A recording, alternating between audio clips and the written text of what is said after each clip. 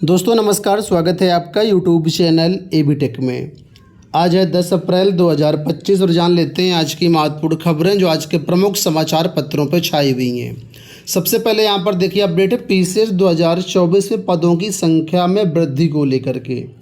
आप लोग जानते हैं पीसीएस 2024 परीक्षा संपन्न होने वाली है। उसी कड़ी में यहाँ पर देखिए बताया गया है कि पीसीएस 2024 में 947 पदों पर भर्ती बढ़े 4.5 गुना पद।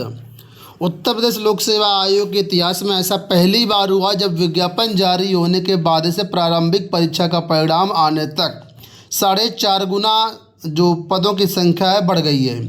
आयोग ने पीसीएस 2024 प्रारंभिक परीक्षा का जब विज्ञापन निकाला था तब 220 पद थे, लेकिन जैसे जैसे प्रक्रिया आगे बढ़ी विभिन्न विभागों से मिले नए प्रस्तावों के चलते पदों की संख्या 947 पहुंच गई है।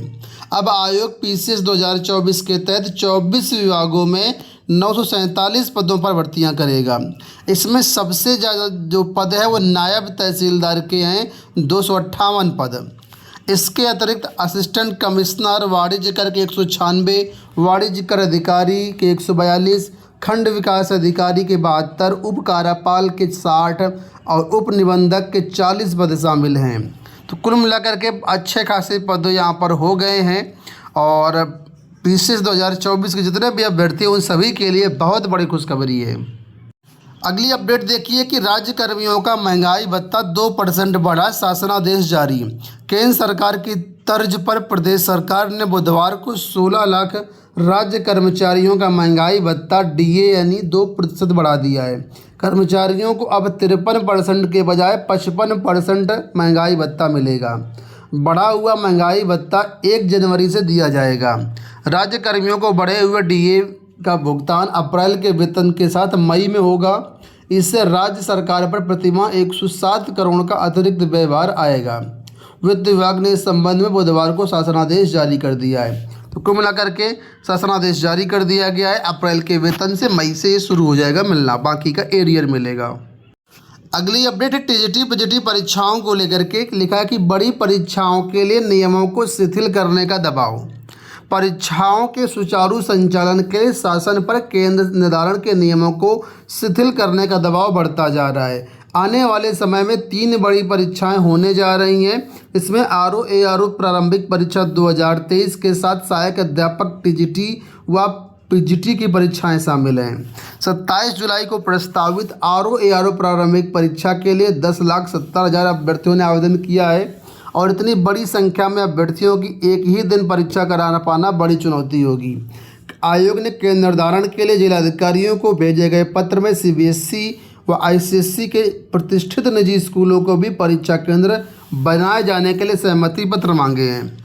वहीं जून 2024 को शासन के जारी गाइडलाइन में निजी स्कूलों को परीक्षा केंद्र बनाए जाने पर पूरी तरीके से रोक लगा दी गई थी। ऐसे में निर्धारण के नियमों को शिथिल किए जाने के बाद ही सीबीएसई व आईसीएसई स्कूलों को परीक्षा केंद्र बनाए जाने की लिस्ट में शामिल किया जा सकता है। आयोग को आरओ एआरओ प्रारंभिक परीक्षा के लिए प्रदेश के सभी जिलों में 2000 से अधिक केंद्रों की ज़रूरत पड़ेगी। तो कुल मिलाकर के देखिए यहाँ पर जो नियम सरकार ने बनाए हैं उनको शिथिल करना ही पड़ेगा। आपने देखा होगा पीसीएस परीक्षा में नियम शिथिल किए गए थे, अब आरओ एआरओ में भी करना पड़ेगा, टीजीटी पीजीटी में भी करना पड़ेगा। अन्यथा की स्थिति में ये परीक्षा नहीं हो पाएगी क्योंकि इतने सख्त नियम है, उससे जो है विद्यालय को मतलब सेंटर ही नहीं मिलेंगे। तो उसी के बारे में यहाँ पर अपडेट है कि टीजीटी पीजीटी और भर्तियों के लिए जो नियमों को शिथिल किया जाएगा, जैसा कि यहाँ पर आप लोग देख सकते हैं। उत्तर प्रदेश शिक्षा सेवा चयन आयोग की तरफ से कल छात्रों को एक नोटिस जारी करके हेल्पलाइन नंबर जारी किए गए हैं। असिस्टेंट प्रोफेसर भर्ती में 16-17 अप्रैल को जो परीक्षा होनी है उसके लिए यहाँ पर देखिए ये फ़ोन नंबर और ईमेल आईडी जारी की गई। इसमें छात्रों को किसी भी प्रकार की अगर सामान्य समस्या होती है, कोई तकनीकी समस्या होती है तो उसके लिए यहाँ पर हेल्पलाइन नंबर और ईमेल आईडी दी गई है। इस पर कांटेक्ट किया जा सकता है। सुबह 10 बजे शाम 5 बजे तक ये एक्टिव रहेंगे। यहाँ देखो अपडेट कि राजकीय घोषित 71 डिग्री कॉलेजों में 900 से अधिक भर्तियाँ जल्द।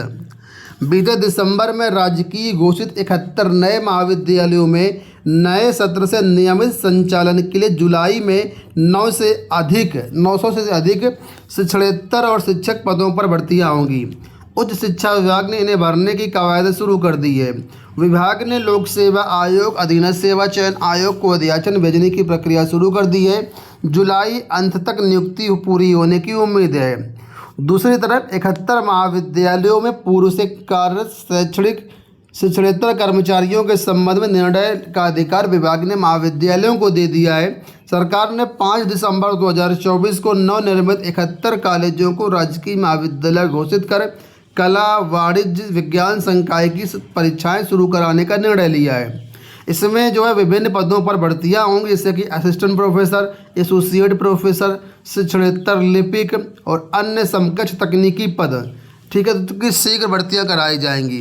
तो कुल मिलाकर के जो जीडीसी है, गवर्नमेंट डिग्री कॉलेज, यहाँ पर भी 900 से अधिक पदों पर भर्तियां देखने को आपको जुलाई तक मिलेंगी।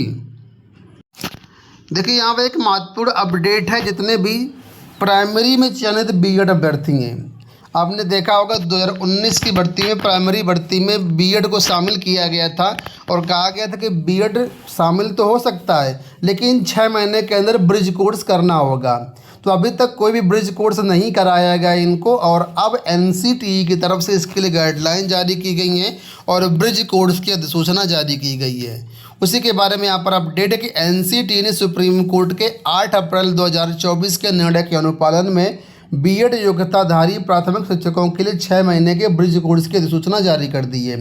यह ब्रिज कोर्स उन बीएड धारकों के लिए अनिवार्य होगा जिन्हें 28 जून 2018 के बाद प्राथमिक शिक्षक स्तर पर नियुक्ति मिली है। एनसीटीई ने 7 अप्रैल की अपनी अधिसूचना में साफ किया कि ये केवल कोर्स केवल 19 शिक्षकों के लिए होगा जो 28 जून 2018 के बाद और 11 अगस्त 2023 से पहले नियुक्त हुए हैं।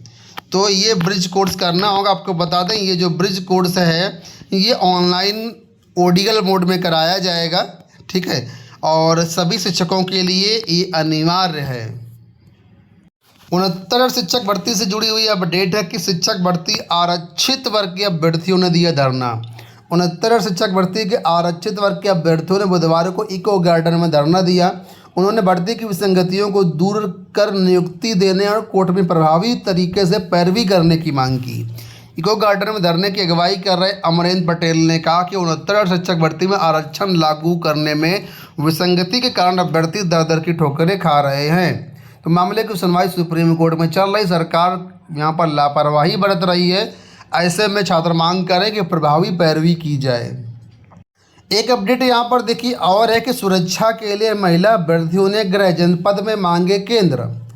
आप लोग जानते हैं कि लोक सेवा आयोग की परीक्षाएं आरओ की होने वाली हैं और इसमें अंतर जनपदीय परीक्षा का प्रावधान है। यानी महिलाओं के लिए जो सेंटर होंगे वो गृह जनपद में नहीं मिलेंगे बल्कि दूसरे जनपद में मिलेगा। पुरुष अभ्यर्थियों के लिए अलग मंडल में मिलेगा। तो यहाँ पर देखा कहा गया है कि छात्रों के नेतृत्व में जो अभ्यर्थी हैं वो पहुँचे लोक सेवा आयोग और यहाँ पर जो गृह जनपद में परीक्षा केंद्र मांगे। कुछ यहाँ पर स्टेटमेंट दिए गए हैं, देखिए क्या लिखा हुआ है।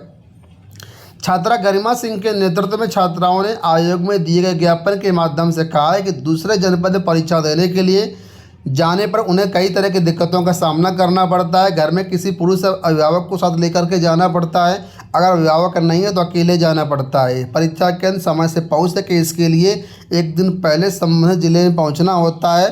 रात में ठहरने के लिए आसानी से होटल नहीं मिलते हैं छोटे ज़िलों में और इसलिए समस्याएं होती हैं। इसलिए छात्राओं को जो है गृह जनपद में ही परीक्षा केंद्र आवंटित किए जाएं। तो ये इनकी मांग है। अंत में एक अपडेट यहाँ पर लोक सेवा आयोग से और सहायक अभियंता भर्ती के लिए एडमिट कार्ड जारी कर दिए गए हैं। प्रदेश के 7 जिलों में 20 अप्रैल को यह परीक्षा कराई जाएगी। राज्य अभियंत्रण सेवा परीक्षा 604 पदों के लिए भर्ती होनी है। जो भी लोग इसमें आवेदन किए हैं आप लोग एडमिट कार्ड डाउनलोड कर सकते हैं। दोस्तों ये हो गई आज की सारी सूचनाएं। उम्मीद करेंगे आपको वीडियो पसंद आया होगा। इसी तरह के मॉर्निंग अपडेट्स के लिए न्यूज़ के लिए आप लोग हमारे चैनल को सब्सक्राइब कर लीजिए। अगर आप इस न्यूज़ को डाउनलोड करना चाहें, डेली का डेली पढ़ना चाहें तो आप हमारे टेलीग्राम चैनल ज्वाइन कर लीजिए। सभी न्यूज़पेपर की कटिंग हमारे टेलीग्राम में भेज दी जाती हैं। तो लिंक वीडियो के डिस्क्रिप्शन बॉक्स में टेलीग्राम का, वहाँ से आप ज़रूर ज्वाइन कर लीजिएगा। धन्यवाद।